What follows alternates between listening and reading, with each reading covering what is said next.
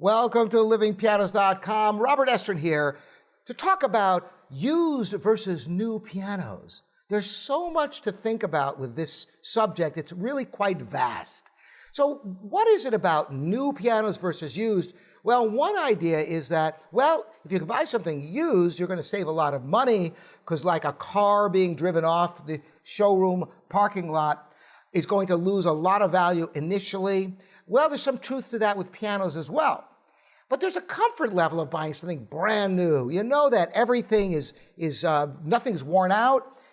However, interestingly, with a new piano, you're not really going to discover its strengths and weaknesses until down the line a bit as it gets broken in, gets acclimated to the environment of your home and other factors. So sometimes a gently used instrument or one that has been restored can actually be a really safe bet.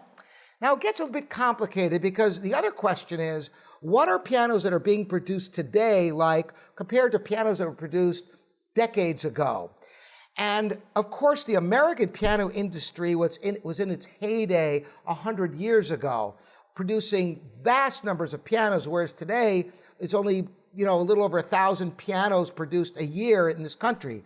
So if you're into an American piano, you're going to have to spend a substantial amount of money to get a new one. I mean, a Steinway baby grand or grand piano is going to be in the high five figures. And this is true of just about any American piano. European pianos also are extraordinarily expensive. Well, what about Asian pianos? That's where most pianos are made anyway. Have they improved? Well, there have been many new technologies that have come to bear. For example, using plastic and other composite materials in the action has been able to reduce costs while adding to the precision of all the parts. Wood is very difficult to work with. So one could argue that some of these newer materials, carbon fiber, may have benefits. But the real quantum change in pianos has been in the manufacturing process itself.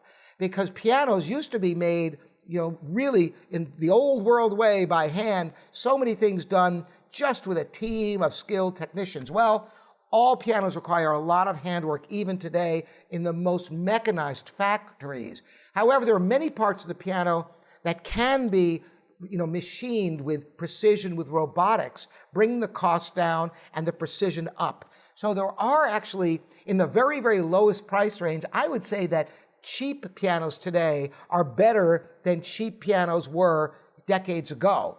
If you look at the bottom tier pianos from years ago, that made in this country, they really were not very good because it's really hard to figure out how to cut costs without cutting quality. Well, today, middle line pianos could be pretty darn good. Now, if you really want to have your heart set on an American piano and you can't afford a new one, American or European piano, it's a complex thing. You have to know a lot about pianos to understand what you're getting. Because number one, pianos wear out. Number two, the environment affects pianos. And the question is, how great was the piano to begin with? If work has been done, what's the quality of that work? If parts have been replaced, were they the correct specification and high-level parts? So you have to have some knowledge in order to buy used.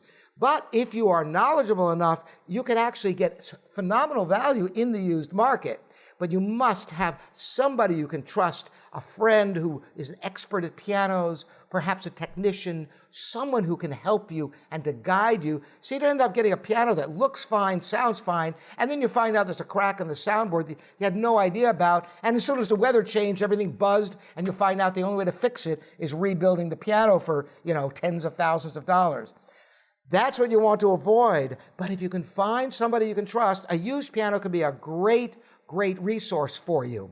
But there are also great new pianos out there. And as I said, in the lower price points, pianos have gotten generally better over time in the lower price range and even the mid-price points. I hope this has been helpful for you. Again, I'm Robert Estrin here at livingpianos.com, your online piano resource. You're welcome to ask more questions, subscribe, and even join my Patreon. Thanks so much for joining me. We'll see you next time.